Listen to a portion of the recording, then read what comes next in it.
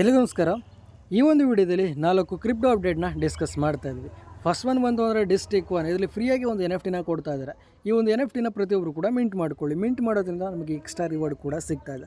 So ಏನು reward ಸಿಗ್ತಾ ಇದೆ, ಹೇಗೆ ಮಿಂಟ್ ಮಾಡೋದು ಅದ್ರ ಬಗ್ಗೆ ಡಿಸ್ಕಸ್ ಮಾಡ್ತೀವಿ. ಆ್ಯಂಡ್ ಸೆಕೆಂಡ್ ಅಪ್ಡೇಟ್ ಬಂತು ಅಂದರೆ ಹಾಟ್ ಟೋಕನನ್ನು ಮೈನಿಂಗ್ ಮಾಡ್ತಾ ಇದ್ವಿ. ಈ ಒಂದು ಹಾಟ್ ಟೋಕನ್ ಪ್ರೈಸ್ ಏನು, ಈ ಒಂದು ಹಾಟ್ ಟೋಕನ್ ಲಿಸ್ಟಿಂಗ್ ಆಗಿದೆ ಅಂತ, ವಿಡ್ರಾ ಕೂಡ ಓಪನ್ ಆಗಿದೆ ಅಂತ ತುಂಬ ಜನ ಕೇಳ್ತಾ ಇದ್ದರೆ, ಸೊ ಅದ್ರ ಬಗ್ಗೆ ಕ್ಲಿಯಾರಿಟಿನ ಕೊಡ್ತೇನೆ. ಆ್ಯಂಡ್ ಥರ್ಡ್ ಅಪ್ಡೇಟ್ ಬಂತು ಅಂದರೆ ಬಾಂಡೆಕ್ಸ್ ಹತ್ತಿರ 1.5 ವರ್ಷದಿಂದ ಮೈನಿಂಗನ್ನು ಮಾಡ್ತಾ ಇದ್ವಿ. ಬಟ್ ಲಿಸ್ಟಿಂಗ್ ಮಾಡಿಬಿಟ್ಟು ಹೇಳ್ತಾ ಇದ್ದಾರೆ. ಬಟ್ ಲಿಸ್ಟಿಂಗ್ ಮಾತ್ರ ಮಾಡ್ತಾ ಇಲ್ಲ. ಏನು ಕತೆ ಗುರು ಇದು, ಇದ್ರ ಬಗ್ಗೆ ಕೂಡ ಡಿಸ್ಕಸ್ ಮಾಡೋಣ. ಆ್ಯಂಡ್ ಫೈನಲ್ ಅಪ್ಡೇಟ್ ಬಂತು ಅಂದರೆ ಟೈಮ್ ಫಾರ್ಮ್ ಒಂದು ಹೊಸ ಅಪ್ಡೇಟ್ ಬಂದಿದೆ. ಒಂದು ಹೊಸ ಅಪ್ಡೇಟನ್ನು ನಾವು ಯೂಸ್ ಮಾಡೋದ್ರಿಂದ ಅಥವಾ ನಮಗೆ 20-35% ಎಕ್ಸ್ಟ್ರಾ ಟೋಕನ್ ಕೂಡ ಅರ್ನಿಂಗನ್ನು ಮಾಡ್ಕೊಬೋದು. ಹೇಗೆ ಅರ್ನಿಂಗ್ ಮಾಡೋದು ಅದ್ರ ಬಗ್ಗೆ ಕೂಡ ಡಿಸ್ಕಸ್ ಮಾಡ್ತೀವಿ. ಮೊದಲನೇ ಅಪ್ಡೇಟ್ ಡಿಸ್ಟಿಕ್ ಒನ್. ಸೊ ಟೋಟಲಾಗಿ 163K ಫಾಲೋವರ್ಸ್ ಇದ್ದಾರೆ. ಅಷ್ಟೊಂದೇನು ಒಳ್ಳೆ ಕಮ್ಯುನಿಟಿ ಇಲ್ಲ. ಏನಕ್ಕೆ ಹಿಂಗೆ ಹೇಳ್ತಾ ಇದ್ದೀನಿ ಅಂದರೆ, ಈ ಒಂದು ಪ್ರಾಜೆಕ್ಟ್ ಆಲ್ರೆಡಿ ನಾವು ಮಾಡೋದಕ್ಕೆ ಸ್ಟಾರ್ಟ್ ಮಾಡಿ ಒಂದು 6 ಮಂತ್ಸ್ ಆಗಿದೆ. 6 ಮಂತ್ಸಿಂದ ಅಷ್ಟೊಂದೇನು ಹೆವಿ ಗ್ರೋ ಏನು ಆಗಿಲ್ಲ. ಬಟ್ ಆದರೂ ಕೂಡ ಒಳ್ಳೆ ಪ್ರಾಜೆಕ್ಟ್ ಇದು. ಸೊ ಇವ್ರ ಕಡೆಯಿಂದ ಒಂದು NFT ಕೊಡ್ತಾ ಇದ್ದಾರೆ. ಒಂದು NFT ಮಿಂಟ್ ಮಾಡೋದ್ರಿಂದ ಅಥವಾ ನಮಗೆ 42 ಇಥೇರಿಯಮ್ನ ಕೊಡ್ತಾ ಇದ್ದಾರೆ. ಒಬ್ಬರಿಗೆ ಕೊಡ್ತಾ ಇಲ್ಲ, 42 ಇಥೇರಿಯಮ್ನ ಈಕ್ವಲಾಗಿ ಡಿಸ್ಟ್ರಿಬ್ಯೂಟ್ ಮಾಡ್ತಾರೆ ಅಂತ ಡೌಟ್ ಇದೆ. ಬಟ್ ಟೋಟಲ್ 42 ಇಥೇರಿಯಮ್ನ ಕೊಡ್ತಾ ಇದ್ದಾರೆ.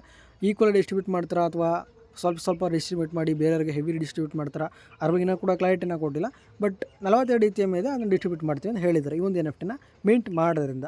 ಅದರ ಜೊತೆಗೆ ಡಿಶ್ ಅನ್ನೋ ಒಂದು ಮೀಮ್ ಟೋಕನ್ ಕೂಡ ಕೊಡ್ತಾ ಇದ್ದಾರೆ. ಏನಿದು ಡಿಶ್ ಮೀಮ್ ಟೋಕನ್ ಅಂದರೆ, ಡಿಸ್ಟಿಕ್ ಒನ್ ಪ್ರಾಜೆಕ್ಟಲ್ಲೇ ಬರ್ತಾ ಇರೋವಂಥ ಒಂದು ಮೀಮಿ ಟೋಕನ್ ಇದು. ಸೊ ಡಿಸ್ಟಿಕ್ ಒನ್ ಟೋಕನ್ ಬೇರೆ, ಡಿಸ್ಟಿಕ್ ಒನ್ ಮೀಮಿ ಟೋಕನ್ ಬೇರೆ. ಸೊ ಕನ್ಫ್ಯೂಸ್ ಆಗೋಕ್ಕೆ ಹೋಗಬೇಡಿ. ಸೊ ಈ ಒಂದು NFT ಮಿಂಟ್ ಮಾಡಿದ್ರೆ ನಮಗೆ ಡಿಶ್ ಮೀಮ್ ಟೋಕನ್ ಕೂಡ ಕೊಡ್ತಿದ್ದಾರೆ. ಸೊ ಫ್ರೀಯಾಗಿ ಮಾಡ್ತಾ ಇರೋದಿಲ್ಲ, ಇಷ್ಟೆಲ್ಲ ರಿವಾರ್ಡನ್ನು ಕೊಡ್ತಿದ್ದಾರೆ. ಸೊ ಅದರಿಂದ ಪ್ರತಿಯೊಬ್ಬರು ಕೂಡ ಮಾಡ್ಕೊಳ್ಳೋದು. ಫಸ್ಟ್ ಏನು ಮಾಡ್ತೀರಾ, ವೆಬ್ಸೈಟನ್ನು ಓಪನ್ ಮಾಡ್ಕೊತಾರೆ. ವೆಬ್ಸೈಟ್ ಮರ್ತಬಿಟ್ಟಾಯ್ತಾ ಗುರು ಅಂತ ತಲೆಗೆಡಿಸ್ಕೊಂಬೇಡಿ. ಡಿಸ್ಕ್ರಿಪ್ಷನ್ ನಾನು ನಿಮಗೆ ವೆಬ್ಸೈಟ್ ಲಿಂಕ್ ಕೂಡ ಕೊಟ್ಟಿರ್ತೀನಿ. ಜಸ್ಟ್ ನಾನು ಕಾಪಿ ಮಾಡ್ಕೊತೀರಾ, ಕೀ ಬ್ರೌಸರ್ ಪೇಸ್ಟ್ ಮಾಡ್ಕೊತೀರಾ. ಇಲ್ಲೇ ನೋಡ್ತಾ ಇರ್ಬೋದು free mint this D1 moment ಅಂತ ಆಯ್ತಲ್ಲ, ಅದನ್ನು ಕ್ಲಿಕ್ ಮಾಡಿ. ಮೇಲ್ಗಡೆ ನಿಮಗೆ ಮೂಮೆಂಟ್ ಆಯ್ತಲ್ಲ, ಅದಕ್ಕೆ ಬರಬೇಕು ಆಪ್ಷನ್ಗೆ, ಮರಿಬೇಡಿ. ಸೊ ಈ ರೀತಿ ಬರ್ತೀರಾ, ಫ್ರೀ ಮಿಂಟ್ ಆಯ್ತಲ್ಲ ಅದನ್ನು ಕ್ಲಿಕ್ ಮಾಡ್ತೀರಾ. ಮೆಟಾಮಾಸ್ಕ್ ಎಕ್ಸ್ಚೇಂಜ್ಗೆ ಒಂದು ನೋಟಿಫಿಕೇಶನ್ ಆಗಿರುತ್ತೆ. ಅರೌಂಡ್ 0.00001 ಇಥೇರಿಯಮ್ ಕೇಳುತ್ತೆ. ವರ್ತ್ ಬಂತು ಅಂದರೆ ನಿಮಗೆ 0.8 ಪೈಸಾ ಅಥವಾ 1 ಪೈಸಾ ಅನ್ಕೊಂಬಿಡಿ. 1 ಪೈಸಾನ ಕೊಟ್ಟು ಒಂದು NFT ಮಿಂಟ್ ಮಾಡಬೇಕಷ್ಟೆ. ಆ್ಯಂಡ್ ಈ ಒಂದು NFT ಮಿಂಟ್ ಮಾಡೋದಕ್ಕೆ last date July 11. So July 11ರೊಳಗಡೆ ಪ್ರತಿಯೊಬ್ಬರು ಕೂಡ ಮಿಂಟ್ ಮಾಡ್ಕೊಳ್ಳಿ, ಮಿಸ್ ಅಂತೂ ಮಾಡ್ಕೊಳ್ಳೇಬೇಡ್ರಿ. ಸೊ ಮಿಂಟನ್ನು ಮಾಡ್ತೀರಾ, ಮಿಂಟ್ ಮಾಡಿದ ತಕ್ಷಣ ಅಲ್ಲಿ ಫಸ್ಟ್ ಒಂದು ಕೂಡ ಕಂಪ್ಲೀಟ್ ಆಗುತ್ತೆ. ನೆಕ್ಸ್ಟ್ ಏನು ಮಾಡಬೇಕು, ಇವಾಗ ಮಿಂಟ್ ಮಾಡಿರೋದನ್ನ ಟ್ವಿಟರ್ಲಿ ಒಂದು ಪೋಸ್ಟನ್ನು ಮಾಡಬೇಕು. Share your moment on X ಐತಲ್ಲ, ಅದನ್ನು ಕ್ಲಿಕ್ ಮಾಡಿ ಟ್ವಿಟರ್ ರಿಡೈರೆಕ್ಟ್ ಆಗ್ತದೆ. ಟ್ವಿಟರ್ ಪೋಸ್ಟ್ ಮಾಡಿದ್ರೆ ವಾಪಸ್ ಬರ್ತೀರಾ. ಸೊ ಇದು ಕೂಡ ಡನ್ ಆಗ್ತದೆ. ಈಗ 42 ಇಥೇರಿಯಮ್ನ ಶೇರ್ ಮಾಡೋದಕ್ಕೆ ಎಲಿಜಿಬಲ್ ಆಗಿದ್ದೀವಿ. ಹಾಗೆ ಡಿಸ್ ಮೀಮ್ ಟೋಕನ್ನ ಕ್ಲೈಮ್ ಮಾಡೋದಕ್ಕೆ ಕೂಡ ಎಲಿಜಿಬಲ್ ಆಗಿದ್ದೀವಿ. ಸೊ ಫೈನಲ್ ಆಗಿ ಅಂತಂದರೆ ನಿಮ್ಮ ಫ್ರೆಂಡ್ಸನ್ನು ರೆಫರ್ ಮಾಡಬೇಕು. ರೆಫರ್ ಮಾಡೋದು ಕಂಪಲ್ಸರಿನಾ ಅಂದರೆ ಕಂಪಲ್ಸರಿ ಏನೂ ಕೂಡ ಇರೋದಿಲ್ಲ. ರೆಫರ್ ಮಾಡೋರು ಮಾಡಿ, ಇಲ್ಲಾಂದರೆ ಸ್ಕಿಪ್ ಮಾಡೋರು ಮಾಡಿ. ಆದರೂ ಕೂಡ ಸಾಧ್ಯ ಒಂದು ರೆಫರ್ ಮಾಡಿ ಇರಲಿ. ಅಲ್ಲಿ 10% ಏನೋ ಶೇರ್ ಕೊಡ್ತೀವಿ ಅಂತೇಳಿ, ಬಟ್ ಪಕ್ಕ ಕೊಡ್ತೀವಿ ಅಂತ ಹೇಳಿಲ್ಲ. ಅಲ್ಲೇ ಮೆನ್ಷನ್ ಮಾಡಿದ್ದಾರೆ ನೋಡಿ, ನೋ ಗೋಲ್ಡ್ ಗ್ಯಾರಂಟೆಡ್ ಅಂದ್ಬಿಟ್ಟು. ಸೊ ಗ್ಯಾರಂಟಿ ಇಲ್ಲ, ಕೊಟ್ಟರೆ ಕೊಡ್ಬೋದು ಅಂತ ಹೇಳಿದ್ದಾರೆ ಅಷ್ಟೇ. ಸೊ ರೆಫರ್ ಮಾಡೋರು ಮಾಡಿ, ಇಲ್ಲಾಂದರೆ ಸ್ಕಿಪ್ ಮಾಡೋರು ಮಾಡಿ ಅಂತಂದ್ರಲ್ಲ. ಸದ್ಯಕ್ಕೆ ಇವಾಗ ನಾವು 42 ಇಥೇರಿಯಮ್ನ ಶೇರ್ ಮಾಡೋದಕ್ಕೆ ಎಲಿಜಿಬಲ್ ಆಗಿದ್ದೀವಿ. ಹಾಗೆ ಡಿಶ್ ಟೋಕನ್ನ ಪಡೆಯೋದಕ್ಕೆ ಕೂಡ ಎಲಿಜಿಬಲ್ ಆಗಿದ್ದೀವಿ. ಸದ್ಯಕ್ಕೆ ಬಂತು ಅಂದರೆ ಡಿಸ್ಟಿಕ್ ಒನ್ ಕಡೆಯಿಂದ ಇರುವಂಥ ಅಪ್ಡೇಟ್ ಇದೇನೆ. ಡಿಸ್ಟಿಕ್ ಒನ್ ಟೋಕನ್ ಯಾವಾಗ ಲಿಸ್ಟಿಂಗ್ ಆಗುತ್ತೆ ಅಂತ ತುಂಬ ಜನ ಕೇಳ್ತಾ ಇದ್ದಾರೆ. ಖಂಡಿತವಾಗಿ ನಾನು ಕೂಡ ಅದೇ ಕ್ವಶನ್ ಕೇಳ್ತಾ ಇದ್ದೀನಿ. ಬಟ್ ಇನ್ನೂ ಕೂಡ ಅಫಿಷಿಯಲ್ ಆಗಿ ಅವರು ಅನೌನ್ಸನ್ನು ಮಾಡಿಲ್ಲ. ಬ್ಲಾಸ್ಟ್ ಟೋಕನ್ ಲಿಸ್ಟಿಂಗ್ ಆಯಿತು, ಬಟ್ ಡಿಸ್ಟಿಕ್ ಒನ್ ಅದ್ರ ಸಬ್ ಟೋಕನ್ಸ್ ಸಬ್ ಅಲ್ಲ, ಅದಕ್ಕೆ ಅಂಡರ್ ಆ ಒಂದು ಏನದು ಬ್ರ್ಯಾಂಚ್, ಒಂದು ಮೈನ್ ನೆಟ್ ಕೆಳಗಡೆ ನಡೀತಾರಂಥ ಪ್ರಾಜೆಕ್ಟ್ಗಳು ಇನ್ನೂ ಕೂಡ ಏನು ಯಾವ ಥರ ಗುಣಲಕ್ಷಣಗಳ ತೋರಿಸ್ತಾ ಇಲ್ಲ ಲಿಸ್ಟಿಂಗ್ ಆಗೋದು. ಮೇ ಬಿ ನನ್ನ ಪ್ರಕಾರ ಇವಾಗ ಮಾರ್ಕೆಟ್ ಸ್ವಲ್ಪ ಅಷ್ಟೊಂದಿನ ಸ್ಟೇಬಲಾಗಿ ನಡೀತಾ ಇಲ್ಲ ಅಲ್ವಾ. ಸೊ ಅದರಿಂದ ಪೋಸ್ಟ್ಪೋನನ್ನು ಮಾಡಿದರೆ ಅಂದ್ಕೊಂಡಿರ್ತೀನಿ. ಬಟ್ ಇದ್ರ ಬಗ್ಗೆ ಏನಾದ್ರು ಅಪ್ಡೇಟ್ ಗೊತ್ತಾಗ್ತದೆ ಅಂದರೆ ಖಂಡಿತ ನಾನು ಪೋಸ್ಟನ್ನು ಮಾಡ್ತೀನಿ, ತಲೆ ಕೆಡಿಸ್ಕೊಂಬೇಡಿ. ಆ್ಯಂಡ್ ಸೆಕೆಂಡ್ ಅಪ್ಡೇಟ್ ಬಂತು ಅಂದರೆ ಬಾಂಡೆಕ್ಸ್ ಹತ್ತಿರ 1.5 ವರ್ಷದಿಂದ ಮೈನಿಂಗನ್ನು ಮಾಡ್ತಾನೇ ಬರ್ತಾ ಇದ್ದೀವಿ. ಬಟ್ ಈ ಒಂದು ಟೋಕನ್ ಲಿಸ್ಟಿಂಗ್ ಮಾಡ್ತೀವಿ ಅಂದರೆ ಹತ್ತಿರ 5ನೇ ಸಾರಿ ಪೋಸ್ಟ್ಪೋನನ್ನು ಮಾಡ್ತಾ ಇದ್ದಾರೆ. ಆ್ಯಂಡ್ ಫೈನಲ್ ಆಗಿ 6ನೇ ಸಾರಿ ಕೂಡ ಪೋಸ್ಟ್ಪೋನನ್ನು ಮಾಡಿದ್ದಾರೆ. ಸೊ ಒಂದು ಟೋಕನ್ ಬಂತು ಅಂದರೆ ಸೆಪ್ಟೆಂಬರ್ಗೆ ಪೋಸ್ಟ್ಪೋನನ್ನು ಮಾಡಿದ್ದಾರೆ. ಈ ಒಂದು ತಿಂಗಳಲ್ಲೂ 10ನೇ ತಾರೀಕು ಲಿಸ್ಟಿಂಗ್ ಮಾಡ್ತೀವಿ ಅಂದ್ಬಿಟ್ಟು ಹೇಳಿದರು. ತುಂಬಾ ಹೈಪೆಲ್ಲ ಮಾಡಿದರು, ಬೈಬಿಟ್ಟು ಅದು ಇದು ಅಂದ್ಬಿಟ್ಟು. ನಾವು ಕೂಡ ನಂಬ್ಕೊಂಡು ಕೂತಿದ್ವಿ. ಬಟ್ ಫೈನಲಾಗಿ ಒಂದು ಅಪ್ಡೇಟನ್ನು ಹೇಳ್ತಿದ್ದಾರೆ. ಏನಪ್ಪ ಅಪ್ಡೇಟ್ ಅಂದರೆ, ಅಟ್ ಪ್ರೆಸೆಂಟ್ ಮಾರ್ಕೆಟ್ ಬಂತು ಅಂದರೆ ಸ್ವಲ್ಪ ಸರಿ ಇಲ್ಲ. ಸೊ ಆದ್ದರಿಂದ ನಾವು ಪೋಸ್ಟ್ಪೋನನ್ನು ಮಾಡ್ತಾ ಇದ್ದೀವಿ. ಖಂಡಿತ ಇದು ಒಳ್ಳೆ ನ್ಯೂಸನ್ನೇ. ಏನಕ್ಕೆ ಈ ಒಂದು ಟೈಮಲ್ಲಿ ಈ ಒಂದು ಟೋಕನ್ ಲಿಸ್ಟಿಂಗ್ ಮಾಡ್ತು ಅಂದರೆ ಯಾರು ಕೂಡ ಟೋಕನ್ ಅಂತಲೇ ಯಾವ ಥರ ಕ್ರಿಪ್ಟೋನ ಬೈ ಮಾಡೋದಕ್ಕೆ ಧೈರ್ಯ ಮಾಡೋದಿಲ್ಲ. ಏನಕ್ಕೆ ಮಾರ್ಕೆಟ್ ಕೆಳಗಡೆ ಹೋಗ್ತಾಯಿತ್ತು ಗುರು, ಇನ್ನೊಂದು ಸ್ವಲ್ಪ ದಿನ ಆದರೆ ಇದು ಕೆಳಗಡೆ ಹೋಗ್ಬಿಡುತ್ತೆ ಅಂದ್ಬಿಟ್ಟು. ಬಟ್ ಇನ್ನೂ ಸ್ವಲ್ಪ ನಾಲೆಜ್ ಇರೋರು, ತುಂಬ ಪಂಟಿರೋರೆಲ್ಲ ಇರ್ತಾರೆ. ಈ ಒಂದು ಟೋಕನ್ ಯಾವುದೇ ಥರ BTC ಇರ್ಬೋದು, ಇಥೇರಿಯಮ್ ಇರ್ಬೋದು, ಡಿಪ್ ಆದಾಗ ಬೈ ಮಾಡ್ತಾರೆ. ಅದು ಅವರವರ ಸ್ಟ್ರಾಟಜಿ ಬಿಟ್ಟಿದ್ದು. ಬಟ್ ನಾನು ಇನ್ನೂ ಕೂಡ ಅದ್ರಲ್ಲಿ ಪಂಟ ಆಗಿಲ್ಲ. ಸೊ ಅದರಿಂದ ನಾನು ಅದನ್ನು ಏನು ಹೇಳೋದಕ್ಕೆ ಹೋಗೋದಿಲ್ಲ. ಸದ್ಯಕ್ಕೆ ಒಂದು ನ್ಯೂಸ್ ಇರೋದು, ಈ ಒಂದು ಟೋಕನ್ ಏನು ಬಾಂಡೆಕ್ಸ್ ಟೋಕನ್ ಇದೆ ಅದು ಪೋಸ್ಟ್ಪೋನ್ ಆಗಿದೆ ನವೆಂಬರ್ಗೆ. ಆವಾಗ ಬೇಕಾದ್ರೆ ನಾವು ನೋಡ್ಕೊಳ್ಳೋಣ. ಅದ್ರ ಜೊತೆಗೆ ಇವ್ರ ಕಡೆಯಿಂದ ಒಂದು ಟೆಲಿಗ್ರಾಮ್ ಮಿನಿ ಅಪ್ಲಿಕೇಶನ್ ಲಾಂಚ್ ಮಾಡ್ತಾ ಇದ್ದಾರೆ. ಏನಕ್ಕೆ ಲಾಂಚ್ ಮಾಡ್ತಾ ಇದ್ದಾರೆ ಅಂದರೆ, ಇವಾಗ ಹ್ಯಾಮ್ಸ್ಟರ್ ಇರ್ಬೋದು, ನಾಟ್ಕಾನ್ ಇರ್ಬೋದು, ಬೇರೆ ಬೇರೆ ಟೋಕನ್ಸ್ ಎಲ್ಲ ಇರ್ಬೋದು, ಟೆಲಿಗ್ರಾಮಲ್ಲಿ ಸಿಕ್ಕಾಬಟ್ಟೆ ವೈರಲ್ ಆಗ್ತಿರೋದ್ರಿಂದ ನಮ್ಮದಲ್ಲಿ ಇಡಲಿ ಅಂದ್ಬಿಟ್ಟು ಇವರು ಕೂಡ ಒಂದು ಟೋಕನ್, ಒಂದು ಟೆಲಿಗ್ರಾಮ್ ಮಿನಿ ಅಪ್ಲಿಕೇಶನ್ ಲಾಂಚ್ ಮಾಡ್ತಾ ಇದ್ದಾರೆ. ಇದು ಕೂಡ ಒಳ್ಳೆ ನ್ಯೂಸನ್ನು. ಬಟ್ ಆ ಒಂದು ಟೆಲಿಗ್ರಾಮ್ ಅಪ್ಲಿಕೇಶನ್ಗೆ ಏನು ಟೋಕನ್ ಕೊಡ್ತಾ ಇದ್ದಾರೆ, BNDEX ಟೋಕನ್ ಕೊಡ್ತಾ ಇದ್ದಾರೆ, ಅದು ಅವ್ರ ಕಡೆಯಿಂದ 2ನೇ ಟೋಕನ್ ಕೊಡ್ತಾರೆ. ಫಾರ್ ಎಕ್ಸಾಂಪಲ್ ಈಗ ಐಸ್ ಮೈನಿಂಗ್ ಮಾಡಿದ್ರಲ್ವ, ಐಸ್ ಟೋಕನ್ ಬಿಟ್ಟರು, ಅದಾದಮೇಲೆ ಟೆಲಿಗ್ರಾಮಲ್ಲಿ ವೇವ್ ಟೋಕನ್ ಅಂದ್ಬಿಟ್ಟು ಬಿಡ್ತಾ ಇದ್ದಾರೆ. ಅದೇ ರೀತಿ ಏನಾದ್ರು ಕತೆ ಮಾಡ್ತಾರೆ, ಅದ್ರ ಬಗ್ಗೆ ಏನು ಕ್ಲಾರಿಟಿ ಇಲ್ಲ. ಅದನ್ನು ಇನ್ಫಾರ್ಮೇಷನ್ ಗೊತ್ತಾಗ್ತು ಅಥವಾ ಇವ್ರ ಕಡೆಯಿಂದ ಅಪ್ಲಿಕೇಶನ್ ಲಾಂಚ್ ಮಾಡಿದ್ರೆ ಅಂದರೆ ಅದನ್ನು ಕೂಡ ನಾನು ಡೈರೆಕ್ಟಾಗಿ ಪೋಸ್ಟ್ ಮಾಡ್ತೀನಿ, ತಲೆ ಕೆಡಿಸ್ಕೊಂಬೇಡಿ. ನೋಡೋಣ ಮೈನಿಂಗ್ ಅಪ್ಲಿಕೇಶನ್ ಬಿಡ್ತಾರೆ ಅಥವಾ ಬೇರೆ ಏನೋ ಬಿಡ್ತಾರೆ ಅಂದ್ಬಿಟ್ಟು, ಅದು ಕೂಡ ಇನ್ನೂ ಕನ್ಫರ್ಮೇಷನ್ ಇಲ್ಲ. ಬಟ್ ಮಿನಿ ಅಪ್ಲಿಕೇಶನ್ ಬಿಡ್ತೀವಿ ಅಂತ ಹೇಳಿದರೆ ಮೇ ಬಿ ವ್ಯಾಲೆಟ್ ಕೂಡ ಆಗಿರ್ಬೋದು. ಅದ್ರ ಬಗ್ಗೆ ಏನು ಡೀಟೇಲ್ ಇನ್ನು ಕೊಟ್ಟಿಲ್ಲ ಅವರು, ಜಸ್ಟ್ ಮಿನಿ ಅಪ್ಲಿಕೇಶನ್ ಲಾಂಚ್ ಮಾಡ್ತೀವಿ ಅಂತ ಹೇಳಿದ್ದಾರೆ ಅಷ್ಟೇ. ಸೊ ನೋಡೋಣ ಮುಂದೆ ಫ್ಯೂಚರಲ್ಲಿ ಗೊತ್ತಾಗ್ತದಲ್ವ. ಆ್ಯಂಡ್ ಥರ್ಡ್ ಅಪ್ಡೇಟ್ ಬಂತು ಅಂದರೆ, ಹಿಯರ್ ವ್ಯಾಲೆಟ್ ಹಾಟ್ ಮೈನಿಂಗನ್ನು ಮಾಡ್ತಾ ಇದ್ದೀವಿ. ಒಂದು ಹಾಟ್ ಟೋಕನ್ ನಿಮ್ಮ ಹತ್ರ ಮಿನಿಮಮ್ ಒಂದು 60 ಟೋಕನ್ ಇದ್ದೇ ಇರುತ್ತೆ. ಏನಕ್ಕೆ ನಾನು 5ರಿಂದ 6 ತಿಂಗಳಾಯಿತು ಇದ್ರ ಬಗ್ಗೆ ವೀಡಿಯೋ ಮಾಡಿ. ಆವಾಗಿಂದ ಪ್ರಾಪರಾಗಿ ಯಾರು ಮೈನಿಂಗ್ ಮಾಡ್ತಾಯಿದ್ದೆ ಅವ್ರ ಹತ್ರ 100 ಟೋಕನ್ಸ್ ಮೇಲ್ಗಡೆ ಇರುತ್ತೆ. ಬಟ್ ಸ್ವಲ್ಪ ಮೈನಿಂಗ್ ಮಾಡಿದ್ರು ಕೂಡ ನಿಮ್ಮ ಹತ್ರ ಒಂದು 60 ಟೋಕನ್ ಇರುತ್ತೆ, ಒಂದು ರೇಂಜ್ ಮೈನಿಂಗ್ ಮಾಡೋರು. ಇನ್ ಕೇಸ್ ನೀವು ಮೈನಿಂಗೇ ಮಾಡಿಲ್ಲ ಗುರು, ಅಷ್ಟೊಂದು ತಲೆನೇ ಕೆಡಿಸ್ಕೊಂಡಿಲ್ಲ ಅಂದರೆ ನಿಮ್ಮ ಹತ್ರ ಒಂದು 10 ಟೋಕನ್ ಇರೋದು ಕೂಡ ಡೌಟೇನೆ.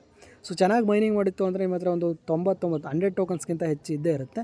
ಒಂದು ರೇಂಜಿಗೆ ಮೈನಿಂಗ್ ಮಾಡಿದ್ದೀನಿ ಗುರು ಅಂದರೆ ಮಿನಿಮಮ್ 60 ಟೋಕನ್ ಇದ್ದೇ ಇರುತ್ತೆ. ಇಲ್ಲ ನೋಡ್ತಾ ಇರ್ಬೋದು, ನಾನಲ್ಲಿ ಇಷ್ಟರಲ್ಲಿ ಜಸ್ಟ್ ಒಂದು 6 ಮೆಂಬರ್ಸ್ ಅಷ್ಟೇ ಚೆನ್ನಾಗಿ ಮೈನಿಂಗ್ ಮಾಡಿರೋದು.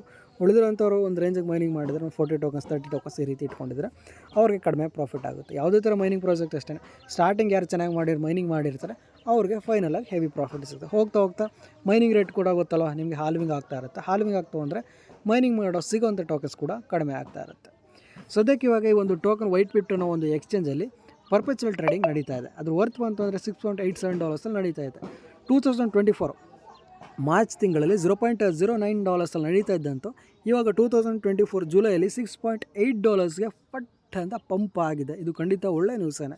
ಏನಕ್ಕಂದರೆ ಇವಾಗ ಪರ್ಪೆಚುವಲ್ ಟ್ರೇಡಿಂಗು ಕೂಡ ಪ್ರೀ ಮಾರ್ಕೆಟ್ಗೂ ಡಿಫ್ರೆಂಟ್ ಇದೆ. ಪ್ರೀ ಮಾರ್ಕೆಟಲ್ಲಿ ಟ್ರೇಡಿಂಗ್ ನಡೀತಾ ಇರುತ್ತೆ, ಬಟ್ ಟೋಟಲ್ ಸಪ್ಲೈ ನಮಗೆ ಗೊತ್ತಿರೋದಿಲ್ಲ, ತಲೆಯಲ್ಲಿ ಇಟ್ಕೊಳ್ಳಿ.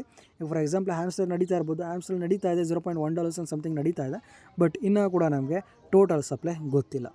ಫಾರ್ ಎಕ್ಸಾಂಪಲ್ ಇನ್ನೊಂದು ಎಕ್ಸಾಂಪಲ್ ಕೊಡ್ತೀನಿ ನಿಮಗೆ. ಬ್ಲಾಸ್ಟ್ ಟೋಕನ್ ನೋಡಿರ್ಬೋದು, $3 $0.3 ನಡೀತಾ ಇದೆ ಸಮಥಿಂಗ್.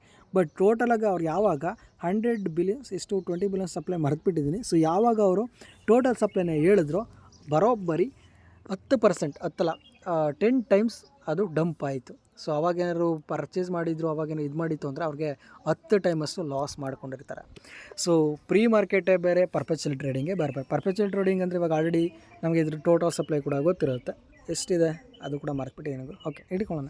ಸೊ ಪರ್ಪೆಚುವಲ್ ಟ್ರೇಡಿಂಗ್ ಸಿಂಪಲಾಗಿ ಹೇಳ್ಬಿಡ್ತೀನಿ. ಇವಾಗ $6.8 ನಡೀತಾ ಇತ್ತಲ್ವ, ಈ ಒಂದು ಟೋಕನ್ನ ಲಿಸ್ಟಿಂಗ್ ಆಗಿ ಒಂದು 1 ಡೇ 2 ಡೇಸ್ ಆದಮೇಲೆ ಈ ಒಂದು ಟೋಕನ್ ವ್ಯಾಲ್ಯೂ ಬಂತು ಅಂದರೆ ಅರೌಂಡ್ $5ಇಂದ $10 ಒಳಗಡೆ ನಿಂತ್ಕೊಳ್ಳುತ್ತೆ. ಇದು ಕನ್ಫರ್ಮ್ ಆಗಿರುವಂಥ ನ್ಯೂಸು.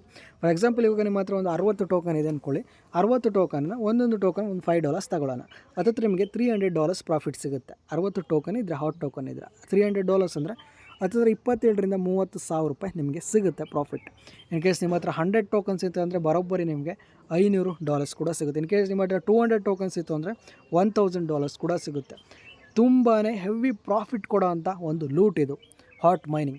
ಸೊ ಆದ್ದರಿಂದ ಇವಾಗ ನಾನು ಹಾಟ್ ಮೈನಿಂಗ್ ಅಪ್ಲಿಕೇಶನ್ ಯೂಸ್ ಮಾಡ್ತಾ ಇದ್ದರೆ, ಹಳೆ ಯೂಸರ್ ಆಗಿದ್ದರೆ ದಯವಿಟ್ಟು ಸ್ಟಾಪನ್ನು ಮಾಡೋಕ್ಕೋಗ್ಬೇಡಿ. ಎಷ್ಟು ಸಾಧ್ಯನೋ ಅಷ್ಟು ಮೈನಿಂಗ್ ಮಾಡಿ ಮಿಸ್ ಮಾಡ್ಕೊಬೇಡಿ. ಆ್ಯಂಡ್ ಹೊಸ ಯೂಸರ್ ಜಾಯ್ನ್ ಆಗ್ಬೋದು ಅಂದರೆ ಖಂಡಿತ ಜಾಯ್ನ್ ಆಗ್ಬೋದು, ಬಟ್ ಅಷ್ಟೊಂದೇನು ಪ್ರಾಫಿಟ್ ಸಿಗೋದಿಲ್ಲ. ಜಾಯ್ನ್ ಆಗೋರು ಜಾಯ್ನ್ ಆಗಿ ನೋಡಿ, ಅದು ನಿಮಗೆ ಬಿಟ್ಟಿದ್ದು. ಬಟ್ ಅಷ್ಟೊಂದು ಪ್ರಾಫಿಟ್ ಆಗೋಲ್ಲ, ಅದನ್ನು ಮಾತ್ರ ನಾನು ಹೇಳೋದಕ್ಕೆ ಸಾಧ್ಯ. ಸದ್ಯಕ್ಕೂ ನಮ್ಮ ಒಂದು ಹಾಟ್ ವಿಲೇಜಲ್ಲಿ ಟೋಟಲಾಗಿ 269 ಜನ ಇದ್ದಾರೆ. ಅದರಲ್ಲಿ ಕರೆಕ್ಟಾಗಿ ಮೈನಿಂಗ್ ಮಾಡ್ತಾ ಇರೋದು ಬಂತು ಅಂದರೆ ಒಂದು 90ರಿಂದ 100 ಜನ ಮೈನಿಂಗ್ ಮಾಡ್ತಾಯಿದ್ದಾರೆ ಅಷ್ಟೇ. ಇನ್ನು ಉಳಿದಂತಹ 150ರಿಂದ 200 ಜನ ಸರಿಯಾಗಿ ಮೈನಿಂಗನ್ನು ಮಾಡ್ತಾಯಿಲ್ಲ. ಏನಕ್ಕೆ ಇವಾಗ ಹ್ಯಾಮ್ಸ್ಟರ್ ಅದು ಇರ್ಬೋದು, ಇದು ಇರ್ಬೋದು, ಹೆವಿ ಅಂದರೆ ಹೆವಿ ಹೈಪಲ್ಲಿ ನಡೀತದೆ. ಎಲ್ಲಿ ನೋಡು, ಟೆಲಿಗ್ರಾಮಲ್ಲಿ ನೋಡು, ಇನ್ಸ್ಟಾಗ್ರಾಮ್ ನೋಡು, ಟ್ವಿಟರ್ ನೋಡು, ಎಲ್ಲಿ ನೋಡು ಬರೀ ಹ್ಯಾಮ್ಸ್ಟರ್ದೇ ನ್ಯೂಸ್. ಅದರಲ್ಲಂತೂ ಇನ್ಸ್ಟಾಗ್ರಾಮಲ್ಲಿ ಗುರು ಬೇರೆ ಬೇಜಾನ್ ಜನ, ತುಂಬ ಜನ ಹ್ಯಾಮ್ಸ್ಟರ್ ಬಗ್ಗೆ ಅದು ಇದು 4 ಲಕ್ಷ ಸಿಗುತ್ತೆ, 5 ಲಕ್ಷ ಸಿಗುತ್ತೆ ಅಂದ್ಬಿಟ್ಟು ನ್ಯೂಸ್ ಎಲ್ಲ ಆಗ್ತಾಯಿದ್ದಾರೆ. ಅದನ್ನು ನ್ಯೂಸ್ ಎಲ್ಲ ನೋಡಿದ್ರೆ ಒಂದು ಕ್ಷಣ ನನಗೆ ಹಾರ್ಟ್ ಅಟ್ಯಾಕ್ ಆಗಿತ್ತು. ಸೊ ಏನು ಮಾಡೋದಕ್ಕಾಗೋದಿಲ್ಲ, ಅದು ಹೈಪ್ ಹಂಗೈತೆ. ಬಟ್ ಒಂದೊಂದು ತಲೆಯಲ್ಲಿ ಇಟ್ಕೊಳ್ಳಿ, ಎಷ್ಟು ಹೈಪ್ ಇರುತ್ತೆ ಅಷ್ಟು ನಿಮಗೆ ಪ್ರಾಫಿಟ್ ಕಡಿಮೆ ಸಿಗುತ್ತೆ. ಫಾರ್ ಎಕ್ಸಾಂಪಲ್ ಈಗ ಮೈನಿಂಗನ್ನು ಮಾಡ್ತಾಯಿದ್ರೆ ಒಂದು 100 ಜನ ಒಂದು ಪ್ರಾಜೆಕ್ಟ್ ಮೈನಿಂಗ್ ಮಾಡ್ತಾಯಿದ್ರೆ ಅವ್ರಿಗೊಂದು $100 ಸಿಗುತ್ತೆ.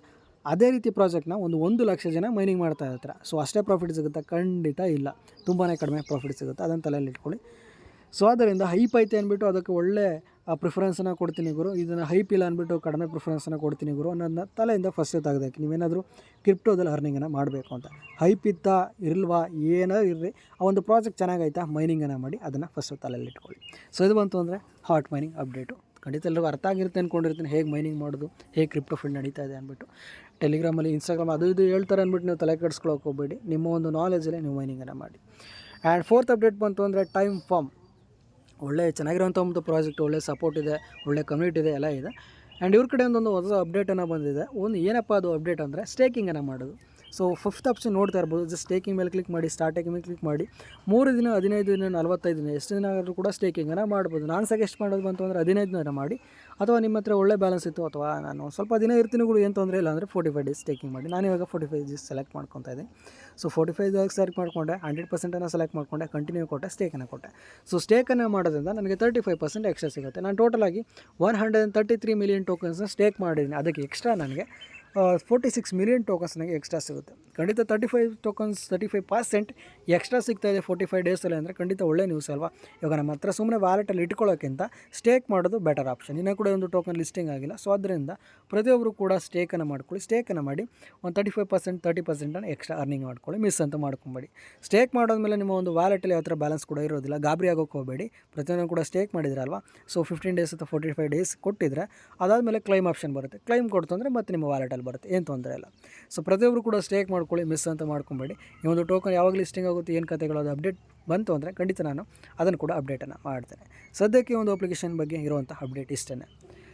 ಸೊ ಯಾವ ಥರ ಕ್ರಿಪ್ಟೋ ಅಪ್ಡೇಟ್ ಬಂದರು, ಯಾವ ಥರ ಇಂಪಾರ್ಟೆಂಟ್ ನ್ಯೂಸ್ ಬಂದರೂ ಅಷ್ಟೇ ಇದ್ರಲ್ಲಿ ಅಪ್ಡೇಟ್ ಮಾಡ್ತಾ ಇರ್ತೀನಿ. ಇಲ್ಲ ನಾನು ನಿಮಗೆ ಟೆಲಿಗ್ರಾಮ್ ಚಾನಲ್ ಅಪ್ಡೇಟನ್ನು ಮಾಡ್ತಾ ಇರ್ತೀನಿ. ಸೊ ಆದ್ದರಿಂದ ಈ ಒಂದು ಚಾನಲ್ಗೆ ಪ್ರತಿಯೊಬ್ಬರು ಕೂಡ ಸಬ್ಸ್ಕ್ರೈಬ್ ಮಾಡ್ಕೊಂಬಿಡಿ.